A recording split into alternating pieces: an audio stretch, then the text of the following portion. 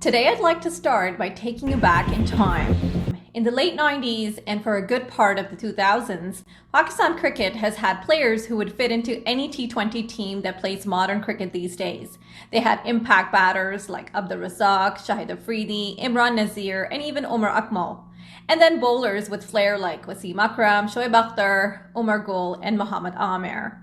If we take a look at all the different Pakistan teams, even the ones that were dubbed as great, for example, the team that played the 1999 ODI World Cup finals, or the one that defeated Australia in 2002 in Australia, even with great players like Wasim Akram, Waqar Younis, Inzamam, Yunus, Yusuf, and Saqlain playing, the team had never been consistent. There had always been ups and downs, the reason for the unpredictable tag associated with them. And this is also one of the reasons the fans love this team, a team that was capable of doing anything, anytime. It was thrilling to be a Pakistani cricket fan.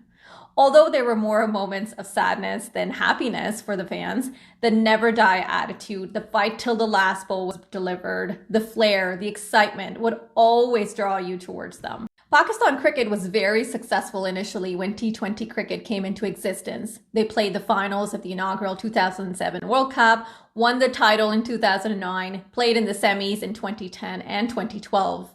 All this was mostly on the backs of players I mentioned, and perhaps it wasn't just the players, it was also the setup, the fearless approach, the freedom that was given to the players to play to their full potential. Pakistan cricket's dark period in the recent past would be between 2012 and 2017, where they couldn't do anything significant at world events except for Test cricket.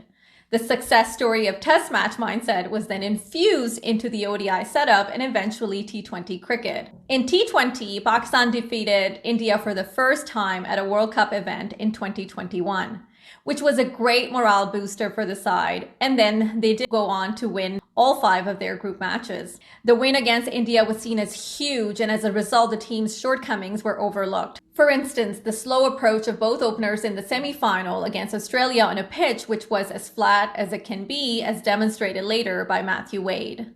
Rizwan and Babar have both been at the helm of affairs as far as leadership roles are concerned over the past 3 to 4 years. They have no significant performance to showcase at world events or important games except for this one game in 2021 I mentioned. This team has had openers coming in from the domestic circuit who amassed an ample amount of runs and knocked the selectors' doors down, and then they were made to play at positions they don't play to accommodate Rizwan and Babar at the top. This approach to keep going with these two at the top in T20 cricket hasn't worked well for Pakistan. It is about time we see them give chances to informed players in T20 cricket who have a better range of shots rather than playing people based on averages and stats. These two have been given a long run at the top in T20 cricket, and they have failed in crunch games. It is rather awful that they haven't made any improvements all these years when it comes to the range of shots they have, nor have they made any improvements as far as their power hitting capabilities are concerned. Yes, they are consistent and stable, but in T20 cricket these days, 60 to 70 runs in the first 10 overs doesn't work. You will need madness from at least one end. The recently concluded T20 series against Australia in Australia demonstrated the batting approach at the top was timid and defensive, to say the least. There was some spark in batting seen in the form of Irfan Niazi. The bowlers did well, especially Abbas, Haris, and Sufyan, but the batters looked out of sorts with no match awareness. The first game in Brisbane was reduced to 7 overs due to rain, and Australia put up a total of 93 for 4. We saw Maxwell going berserk, hitting everything out of the park starting from the get-go. Pakistan reply was 16 for 5 in 2.5 overs at one point and could only muster 64 for 9 after 7 overs thanks to some lusty blows at the end by Hasibullah Khan and Abbas Afridi. This game provided an insight into how the Pakistan 11 was made up mostly of the individuals who play the role of anchors with no power hitting abilities in their respective franchises, be it Babar, Rizwan, or Salman Ali Agha. In the second game at the SCG, Australia started off with a bang, smashing Shaheen and Naseem to all parts of the ground. This initial onslaught was then curtailed by Haris, Abbas, and Sufyan, who bowled absolutely brilliantly. Australia was looking so good in those initial 3 overs that one thought they were heading towards a 200 plus total. They scored almost the same number of boundaries in those 3 overs as they did in the rest of the game. The bowlers did a great job restricting Australia to a total of 147. Speaking about boundaries, it was surprising and it's frustrating to watch Rizwan and Usman batting after the fall of Babar and Farhan, chasing a target of 147. The Pakistan team made a world record of not being able to score a boundary for the first 9 overs.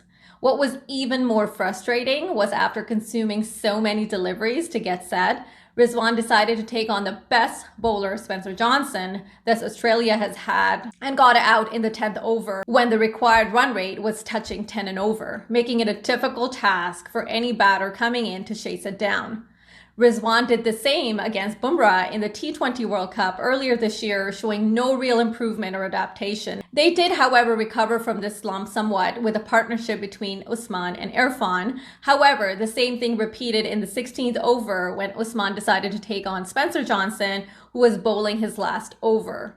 He could have played that over out and tried to get the required runs in the last 4 overs, which were to be bowled by relatively easier bowlers. Irfan did bat through though, but it wasn't enough. It was also irritating to see futile attempts made by Shaheen and Naseem to play unnecessary big shots and get out in the same over instead of rotating the strike to give Irfan, the said batsman, as much of the strike as possible. Also, some of the statements made by Mohammad Rizwan did not go well with the fans after his disastrous stay at the crease during the second match. He did not own up to the batting failure and stated dropped catches as being the main culprit. These types of statements do ring a bell, as his predecessor would also speak somewhat similarly about losses. It's a huge contrast compared to how Shan Masood addresses after losing matches. The third and final game of the series was played on a relatively batting-friendly wicket, which had true bounce, and the ball was coming onto the bat nicely, with Pakistan winning the toss under Salman Ali Agha, captaining the T20 side for the first time in place of Rizwan. I do want to say this was a healthy decision to sit out Rizwan, something that has rarely been seen in the past by both captains or bowlers combined, even for dead rubber games. Pakistan looked pretty good at the top and were flying at 58 for 1 after 6 overs, but after Hasibullah's wicket, none of the batters could make an impact except for Babar, who scored 41. One could argue that Babar was playing so well, it was necessary that he stuck out longer, putting 70 to 80 runs as an anchor. It was needless of him to get out the way he did against Zampa. The whole team collapsed for a low total of just 117, with wickets falling in clusters. There was no application or game awareness from batters, especially middle and lower order batters. Abbas Afridi could have forfeited his wicket, as Irfan has the ability to add some quick runs to the total. Perhaps he backed himself but couldn't do the job, but it does make sense to give strike to the set batter. The bowlers looked unmotivated and not in high spirits, defending 117 on a batting deck. They were taken apart by Stoinis and co. Australia chased the required runs in just 11.2 overs. It seems Pakistan needs an overhaul in their T20 setup. We are 2 years away from the next T20 World Cup, and hopefully they will find the right players by then. Among Babar, Rizwan, and Salman Ali Agha, it seems only 2 can make it to the 11, as seen in the third game, and none should be opening. Babar has done well at number 3 in T20s, as we saw in New Zealand recently. However, a team cannot afford more than 2 anchors in their top 6 in T20 cricket, as they contribute to slow starts and paralyzing momentum. I hope to see Fakhr and Saim open the batting in the future, with Babar at 3 and only one among Rizwan and Salman in the middle, who are willing to rotate positions with a potential power hitter depending on the match situation, which Pakistan has yet to find. They will need to look for at least 2 players in that middle order who can hit big when needed and not just back away and slog. All it took was Stoinis-like onslaught in the third and Maxwell-like attack in the first game to change the whole course of the game. As far as Pakistani bowlers are concerned, they need bowlers with wicket-taking capabilities in the death overs, who are not only trying to contain the batters. Australian bowlers, despite being inexperienced, were able to rattle the Pakistani batting lineup by picking up wickets in clusters. Spencer Johnson, rightfully earned the Player of the Series award, was the pick of the bowlers for Australia, with Zampa giving key breakthroughs throughout the T20 International Series. If Pakistan wants to have hopes of resurrecting its lost stature, they will need to make some much-needed course corrections starting yesterday. Experimentation while being stubborn about certain selections isn't going to help them in the long run.